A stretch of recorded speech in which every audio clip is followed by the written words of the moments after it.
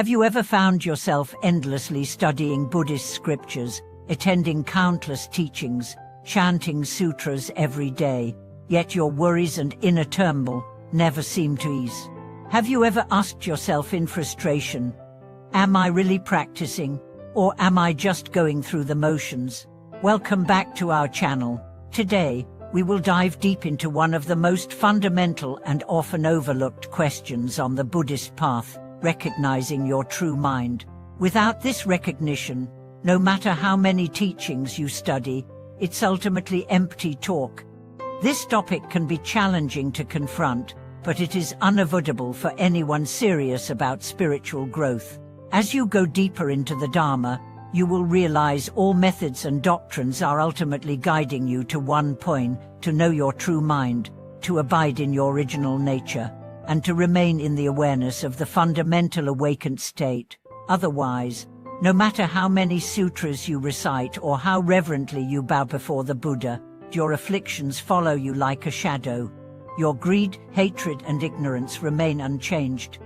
Today's discussion revolves around three main points. First, what is this true mind, and why is recognizing it the foundation of practice? Second, why do so many people study Buddhism for years without entering true practice? Third, how can we continuously observe our true mind and remain aware in daily life? To begin, let's clarify what true mind really means. Many people mistakenly equate true mind with conscience or honest character, but that's only the surface. In Buddhism, true mind refers to the moment behind all thoughts and emotions. It is neither good nor bad, neither coming nor going, neither existent or non-existent. It is not the thinking mind you usually identify with, but the clear, luminous awareness that perceives your thoughts, observes your actions, and senses your feelings without being tainted. This awareness doesn't depend on words or concepts, nor can it be found outside or through logic. It is like a perfectly clean mirror, still and unmoved, reflecting all phenomena without being sullied. Recognizing this mind is like finally finding the key to your home. From then on, you can return to your origin, no longer wandering aimlessly searching outside. Master Huineng of the Sixth Patriarch famously said, "If one recognizes one's own true mind and sees one's own nature, that is called liberation." This statement captures the core of practice. Our study of all teachings is not for accumulating knowledge, gaining supernatural powers, or showing off, but for recognizing ourselves and returning to our original heart. But why do so many who study Buddhism for years still fail to find true peace and freedom inside? This brings us to the second question. Because most people treat learning Buddhism as homework rather than a path to awakening, they cling to form: how many sutras they chant, how many prostrations they make, how many precepts they keep, without ever turning their gaze inward. They learn the language of Dharma and understand sutras intellectually, but fall into frustration at the slightest setback, feel hurt by criticism, or get caught up in fame, emotion, and material gain. It's like owning countless cookbooks, but never stepping into the kitchen to cook. You know theory, but haven't experienced real practice. You can speak about emptiness, but have never felt that selfless peace inside. You chant mantras thousands of times, but have never done so with a clear, unmoving mind. This is the true meaning of learning the Dharma but gaining no benefit.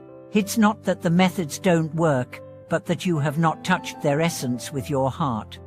Buddhism's path is never about how much you remember, but about how deeply you realize. Even if you cannot recite a single sutra, if you constantly observe your greed, hatred, and ignorance, examine your motives and ask yourself, is this truly me?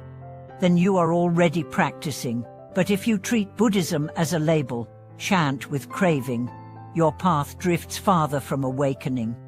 For now, how do we recognize and hold the true mind in daily life? Every moment in life is an opportunity to observe. When trouble arises, pause and ask, Where is this trouble coming from? Is it because of someone's words or my own clinging?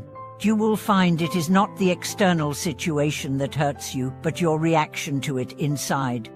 For example, if a colleague misunderstands you and you feel angry and wronged, instead of reacting, look inside. Why do I care so much about their opinion? Is it pride, control, fear of rejection? When you reach this level, you begin touching your true mind. Or when you feel anxious because your loved one does not reply, notice my anxiety comes from relying on them for security rather than having inner stability. This is observing the mind. Observing the mind is not some mysterious method, but a simple practice of returning to yourself and witnessing your feelings. It is like a mirror, reflecting your greed, anger, attachment, but also reflecting your clarity, letting go, and compassion. The power of this inward reflection grows stronger with practice. You will realize you can remain stable amid worries, calm amid anger, clear amid desire, hopeful amid despair. At that moment, you are no longer just learning the Dharma, but living the Dharma. Many imagine enlightenment as a sudden flash, but it is more often a gradual wake. Each time you don't follow anger, each time you keep clarity amid attachment, each time you resist temptation. Each moment of awareness is awakening, each letting go is returning home. So, the most important thing is to use your mind rightly. If you can turn even a fraction of your chanting effort into courage to observe your mind, if your devotion to prostration can become clarity in trouble, if your seriousness in teachings can become mindful living, then your practice becomes truly alive. Thank you for joining this exploration. Remember, recognizing your true mind is the cornerstone of all practice. No matter how many teachings you study, without this recognition, it is empty. But with it, every step becomes genuine liberation.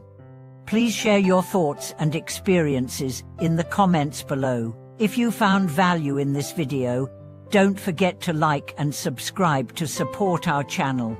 Thank you for watching this video, and we look forward to journeying together on the path of awakening.